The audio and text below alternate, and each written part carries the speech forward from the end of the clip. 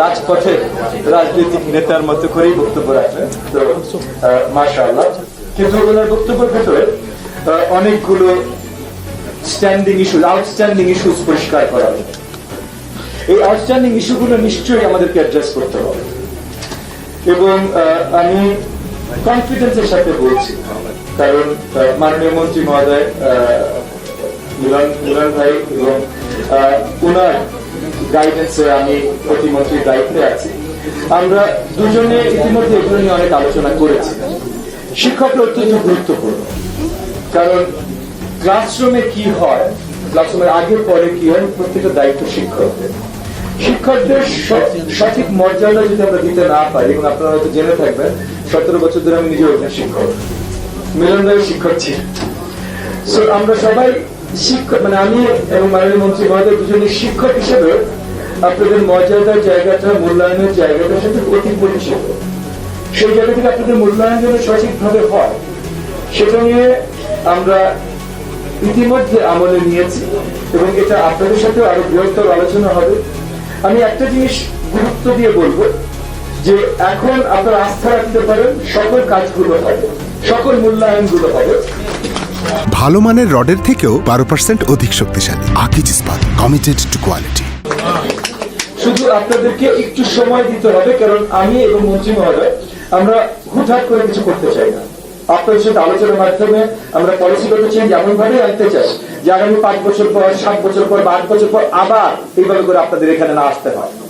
তখন আমরা দায়িত্ব থেকে যেই দায়িত্ব থাকুক আপনাদের জন্য না আসতে হয়।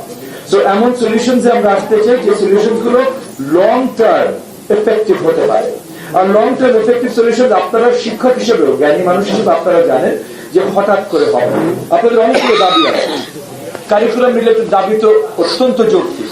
মাননীয় শিক্ষামন্ত্রী মহোদয় এবং আমরা প্রথম 2-3 দিনই বৃহত্তর আলোচনা করেছি যে আমরা এক কারিকুলাম আমব্রেলার অধীনে পুরো দেশকে আনতে চাই, সেটা ইংলিশ মিডিয়াম হোক, বাংলা মিডিয়াম হোক, মাদ্রাসা হোক, আলিয়া মাদ্রাসা, ইফতেদায়ী মাদ্রাসা, কওমি মাদ্রাসা, যেই নামই আপনি বলেন না কেন, একটা জেনারেল আমব্রেলা। তারপর কিছু ডিফারেন্সেস থাকবে, সেটা ভিন্ন কথা। একটা জেনারেল আমব্রেলার মধ্যে আমরা আনতে চাই।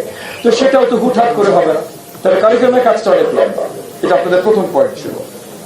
আপনাদের চাকরি জাতীয়করণ, এটা যেমন মনে করেন ফাইন্যান্স এন্ড প্ল্যানিং মিনিস্ট্রির সাথে কাজ আছে, লেবার মিনিস্ট্রির সাথে কাজ আছে। এটা শুধু আমরা বললাম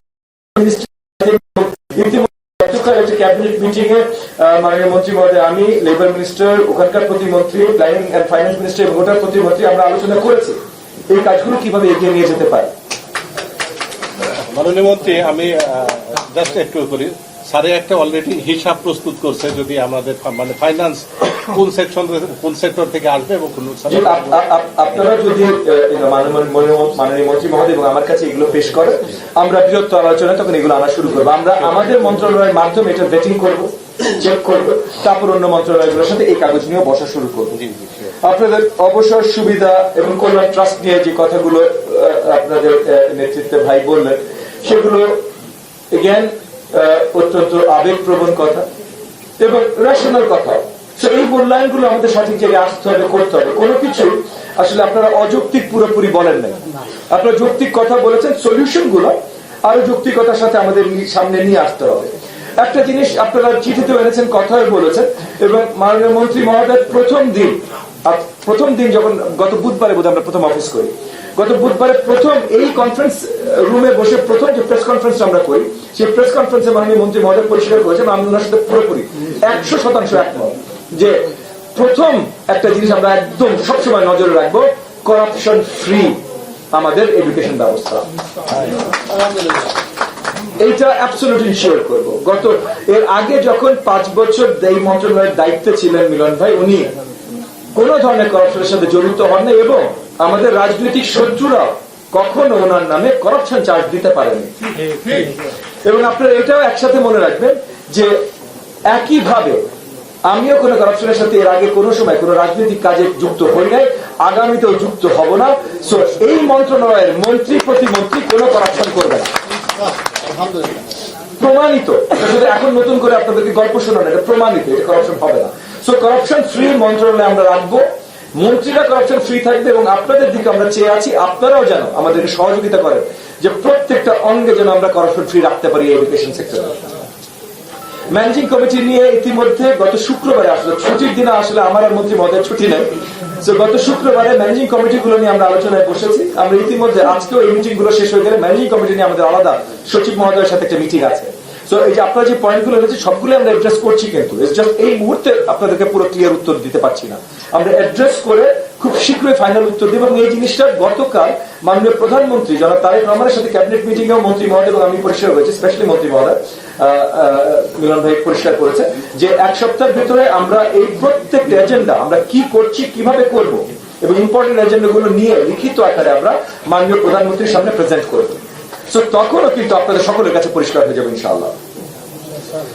বাকি এনটিআরসি নিয়োগ দিয়ে কথা বলেছেন, এটা নিয়েও আমরা সচিবদের সাথে কথা বলেছি এবং এখানে আমাদের তিনটা ভিন্ন যে ডিভিশন আছে, মানে আমাদের মাদ্রাসা and vocational education, secondary higher education আর প্রাইমারি এবং গণশিক্ষা, এই তিনটা রিলেটেডই টিচার ট্রেনিং এবং টিচার অ্যাক্রিডিটেশন এগুলো রিলেটেড আমরা বৃহত্তর ভাবে কাজ করবো। এই তিনটাও আমরা কিছু দূর সিমিলারিটি আনতে চাই। আমরা এক মন্ত্রণালয়ের অধীনে তিনটা পুরোপুরি ভিন্ন হতেই পারে, কিন্তু অ্যাটলিস্ট কাঠামোগত ভাবে যেন পুরোপুরি ভিন্ন না হয়, যে স্টুডেন্টদের জন্য যদি কারিকুলাম সিমিলার হয় তাহলে শিক্ষকদের জন্য কিছু সিমিলারিটি আমরা রাখবো। তো এরকম অনেক কিছু আছে যেগুলো আমরা করব, কিন্তু দুটো জিনিস গুরুত্বপূর্ণ। একটা প্রথমে একবার বললাম, মাননীয় মন্ত্রী মহোদয় পরিষ্কার করেছে, করাপশন ফ্রি মন্ত্রণালয় এবং পুরো শিক্ষা সেক্টর হবে। এবং দ্বিতীয়ত পলিটিসাইজেশন। আমরা স্বৈরাচারী আমলে দেখেছি, যেটা আজকে আপনারাও আপনাদের বক্তব্যে বলেছেন, যে ধরে ধরে স্কুল কলেজ থেকে শুরু করে প্রত্যেকটা অধিদপ্তর, প্রত্যেকটা বোর্ড, প্রত্যেকটা জায়গায় চাপরাশি পর্যন্ত পলিটিসাইজড হয়েছে। এইটা আমরা আর হইতে দিব না, সেটা যার নামে হোক, সেটা আওয়ামী লীগের নামে হোক, জামাত ইসলামের নামে হোক, যার নামে হোক, আমরা আর হইতে দিব না। আপনি পার্সোনাল লাইফে কোন রাজনীতি করেন, কি পলিটিক্স করেন, এটা আমাদের মাথা ব্যথা না। আপনি যদি আপনার কাজের ভেতরে স্পেশালি শিক্ষা একটা মহৎ কাজ, দেশের মেরুদণ্ড, দেশের ভিত্তি তৈরি করে শিক্ষা সেক্টর, এডুকেশন সেক্টর, এইখানে কোন ধরনের পলিটিসাইজেশন আমরা হইতে দিব না। মাননীয় মন্ত্রী মহোদয় পরিষ্কার করেছেন এবং ওনার হয়ে আমি প্রতিমন্ত্রীও পরিষ্কার করছি, করাপশন, পলিটিসাইজেশন, এই দুটো জিনিসের কবল থেকে আমরা এডুকেশন সেক্টরকে মুক্ত রাখবো ইনশাআল্লাহ।